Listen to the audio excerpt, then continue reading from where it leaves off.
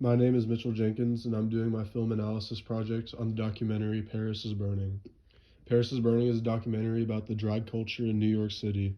It was filmed and directed by Jenny Livingston, and it was filmed from the mid to late 1980s. It's about the underground ball scene, which can be compared to a fashion show model slash runway for queer people.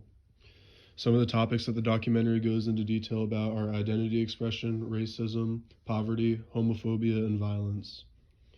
First major theme I'm going to get into is expression of identity and culture. Despite the highly competitive element, the ballroom serves as a sanctuary for queer ball workers as well as audience members. Freedom of movement, as well as image, portrayal, and fashion statements, are key aspects of the culture. Outfits are often handpicked or handmade, and one's ability to portray their image with confidence is what brings home trophies. Flamboyance and grace are heavily rewarded. People with confidence earn trophies, and those who win trophies become legends.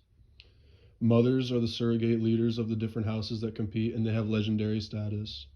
Voguing is the art of dancing that combines elements of gymnastics and imagery of ancient Egyptian hieroglyphics, and it gets the name because it involves freezing in glamorous positions to imitate Vogue magazine models.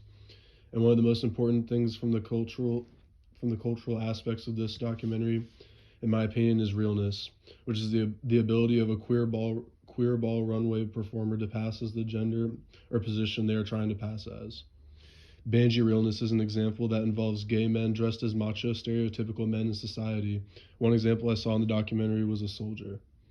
And realness can also be seen as a survival skill. Flamboyant queer men and women often have to conceal their identities in order to avoid being victims to violence in the street.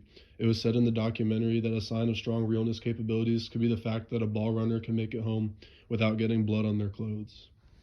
Additionally, realness is a skill that relates to professional settings, as a flamboyant queer person's ability to pose as a straight person was helpful in securing job opportunities.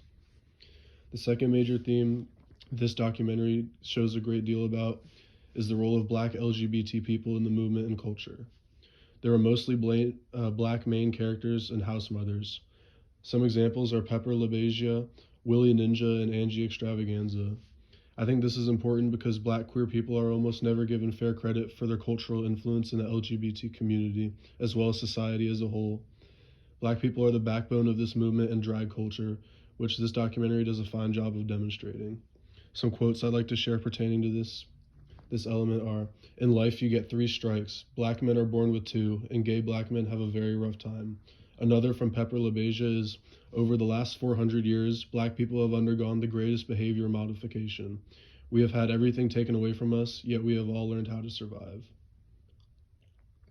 The third element and last element I want to go into is poverty, homophobia, violence, and a little bit on the AIDS crisis. Many members of the ball scene come from extreme poverty. For many, it can be attributed to the fact that their homophobic or transphobic parents throw them out on the streets at a young age. And many of the outfits and pieces demonstrated by walkers are stolen, and it's acknowledged that many poor contestants are tested on their ability to portray themselves as famous and successful. The ball serves as an escape from poverty for the night into a glamorous temporary lifestyle for most. Fear of violence is also a major factor in decision making and outcomes of the balls. Realness can be partially attributed to the fear of violence and discrimination for being queer, gay, trans, etc. Venus Extravaganza, a ball legend, was strangled to death on the job as a sex worker before this tape was finished. It is commonly thought among the key figures that a client got upset when Venus removed clothing revealing trans identity. And lastly, Angie Extravaganza died in 1993 at the age of 28 from an AIDS-related liver disease. Additionally, AIDS plays a role in the documentary when members are interviewed and questioned about sex work.